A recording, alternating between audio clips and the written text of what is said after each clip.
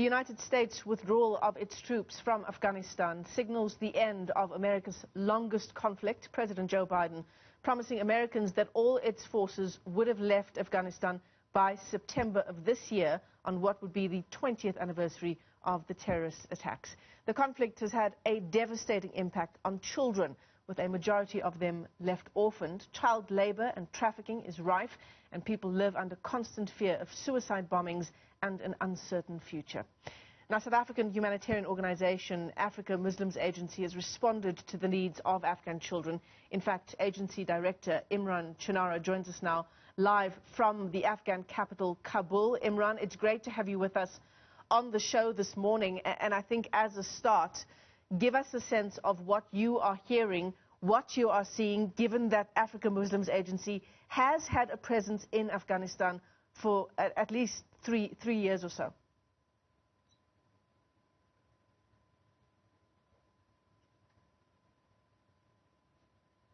Absolutely, Michelle. Well, first of all, thanks for having us out in an area called Demazang. Now, Demazang, frankly, first of all, you rightly said in the introduction here that probably 48% of the population right now are under the age of 15 years old. 74% of the population of Afghanistan are under the age of 30. In Afghanistan is that majority of the population, if you think about it, are youngsters, and of course half of them are children, because over 4 decades of conflict that this country has endured in one shape or the other. Because when you think about it, this country has never had a chance to recover over 4 decades. Every time a conflict kind of just subsides, a new one starts. So the average person on the street has never had a chance to recover. And that's the sad part. And that's why child trafficking, child labor is on such a high year in Afghanistan. All right, we're going to ask our viewers to please bear with us. There is a slight delay and there is a break every now and then in the transmission that we have in our connection to Kabul this morning. Imraan, I want you to talk more about what the people in Kabul are telling you about the U.S. withdrawing troops from Afghanistan. Well, as you said, Michelle, earlier, is that the suicide attacks. First of all, on Friday evening, now we know the withdrawal of the troops has started already and will continue until September this year. And that's when the deadline, of course, is to be able, where it's stated that they will be fully out of that, out of Afghanistan. Just on Friday night, to give you a practical example, just Friday night, there was a suicide attack in one of the areas where we operate in. Our team was actually there on the ground at that time, and half an hour after we were feeding through a humanitarian project there, a suicide truck arrived and just exploded, killing innocent people. Because, in situations like this, Michelle, who are the ones that suffer the most? Not the politics or economics, but the human beings suffer the most. The average person suffers the most. So 30 people were killed in that attack and over 140 injured. But, here's the interesting thing. Those are statistics and numbers. And over the decades, of course, hundreds of thousands of people killed and injured. So what are the people saying on the ground? To answer your question, they're living in fear constantly, because whether the troops are here or not here, this conflict has continued. There's an area called Faryab, which is about 800 kilometers away from where I am right now in Kabul. There's still fighting going on there. So the fact that the troops are still here, so to speak, does not necessarily mean there's no fighting. Unfortunately, of course, as we know, in the media, it will only show up if there's a massive, massive attack, then it shows up. But when that massive attack subsides, it does not mean that the attacks in Afghanistan have stopped. It's a continuous attack. When I was here in December, I asked someone that we know here, I asked them, I said, how do you feel today? And her answer to me was, she said, Imraan, when I come to work every day, I just check if my colleagues are still alive. And then it's a good day, because I don't know what could have happened last night, because anything could have happened last night. For example, when I arrived in December here, the day I landed in Kabul, 23 rockets were fired. So that same day, 23 rockets were fired. And these things are indiscriminate. It's not where you can say, well, I won't go to a mall, I won't go here, or whatever. No, this is indiscriminate. It's anywhere. It can happen at any time. So when we come to Afghanistan as well, the people, our team on the ground tell us all the time, we can't guarantee your safety whatsoever. Afghanistan is a conflict zone 24/7 for over 4 decades. So when you ask me about the troops leaving, It's the fear still exists in the ordinary person. And the fear doesn't exist. People ask me, do the fear exist because they're leaving, or what's the angle here? People live here in constant fear whether troops are here or not. Yeah, and I mean, you've described a situation where the vast majority of that country is made up of young people. You know, one could argue that these are young people who have never lived outside of the prospect and the reality of daily war.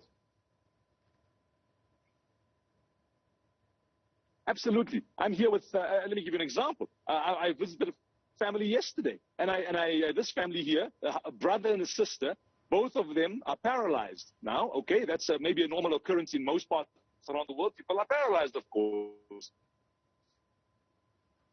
for different reasons. But this brother in the home, they were paralyzed 20 years ago. For the last 20 years, they've been on the floor, sitting on the floor. They've never experienced a wheelchair. They live in abject poverty. So, for example, people had to carry them around to the bathroom, toilet. They lost 20 years of their productive life sitting on the floor. Yesterday was the first time as an agency we brought them, I found out about them recently, and we brought them wheelchairs yesterday. Do you know how excited they were? But they've lost 20 years of productive life because, Michelle, most people would call this collateral damage, isn't it? To be frank, in conflict areas, when people get affected like that, we say collateral damage. These are innocent people. These are not soldiers. These are not politicians. These are not people causing trouble. These are ordinary people.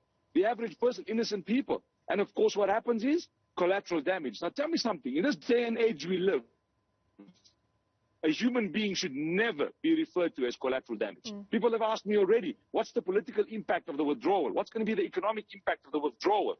But when if somebody asks, what's going to be the human impact of the withdrawal? Because that's really ultimately what we should be focusing on, isn't it? We can number the economic impact. We can even label the political impact. We can call it this, whatever. We can have intellectual conversations about it. But when someone loses 20 years of their productive life because a missile fell on their home through no fault of their own, what about, I was here before COVID I came, and when I was here, I was with a family. Again, a group of children with their mom. The father, innocent man, went to work every single day, a construction worker. He was going to work to provide for his family. He was collateral damage through a suicide attack. There was a suicide attack, and he was part of the fatalities. That family loses a breadwinner instantly. What happens to the children? The children have to go out and find work. Yeah. I'm standing on the roof right now. This is on the roof of a shack on Demazang in the mountain here. And I came through the windows to stand outside so we can get a better connection here. I'm sitting with a family of 6 siblings. 6. They don't have parents. The oldest is 17. The youngest is less than 1 year old. The little girl, Medina, is less than 1 year old. Parents died last year. Parents died on the same day. 6 siblings. The oldest boy, 17 years old.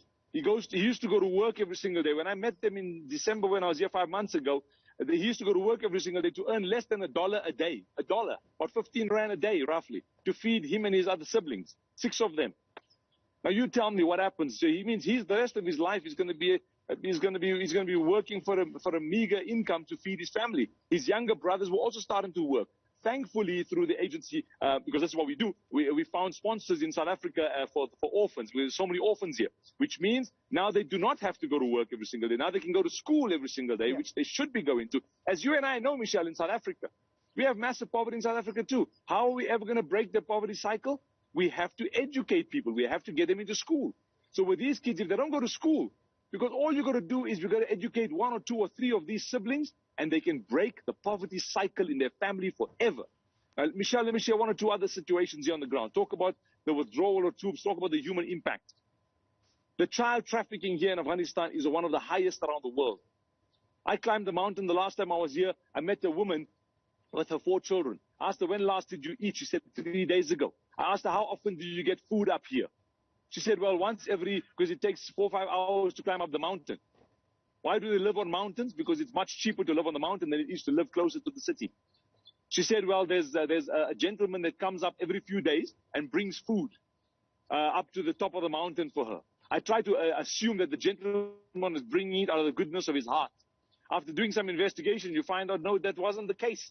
The gentleman was bringing the food and expecting something in return. She lives in like a 3 square meter little shack kind of situation. What do you think? Where is the woman's dignity? Can you explain to me where's the woman's dignity when someone brings food to her every few days, but expects something in return. The humility, the loss of dignity. So yes, there's an impact, a political impact, economic impact with the withdrawal of troops and what happens with conflict in Afghanistan, but the human impact will go on for decades, Michelle. Absolutely. I mean, it's not, we are yet to understand the impact as you've just outlined, those devastating stories you've just outlined to us there, Imraan. Just 2 stories out of who knows how many more stories just like it. Imraan Choonara, that's all the time we have for our discussion. Perhaps before I let you go, I want to just ask you, we've been talking about the consequences of this withdrawal of U.S. troops from Afghanistan. The former Secretary of State, Hillary Clinton, says it is a wicked problem because there are consequences that are unforeseen, they are unintended. There's a risk that the Taliban may well take over again. From your vantage point, what do you reckon the next months and years look like? To be really honest, I mean, and someone asked me this question yesterday. When I visit a country like Afghanistan, in Kabul specifically, and I'm here regularly, what I see is when I look at the future, I'm trying to see, is there hope in the eyes of orphans? If there's hope in the eyes of the orphans, there's hope in the future for Afghanistan. If there's no hope in the eyes of the orphans, then there's no hope for the future of Afghanistan. So to be honest, I believe right now the future could go either way for Afghanistan. Honestly, it could go either way because we've seen in the history of Afghanistan that when one group withdraws, another one enters because it leaves a void. And that's what Afghanistan's story has been, unfortunately. One conflict stops, another one starts. I just pray and hope right now that the world takes a step back and says in the 21st century, we should not have orphans because of conflict, because we should be having hope in the eyes of these kids. Otherwise, we cannot truly say the future is the children. Absolutely. Decades-long war in Afghanistan as we build up to the United States withdrawal of its troops there, which are meant for the 11th of September, what will be the 20th anniversary of 9/11. Imraan Choonara is agency director. He joins us there from Kabul, the Afghan capital. He's with Africa Muslims Agency.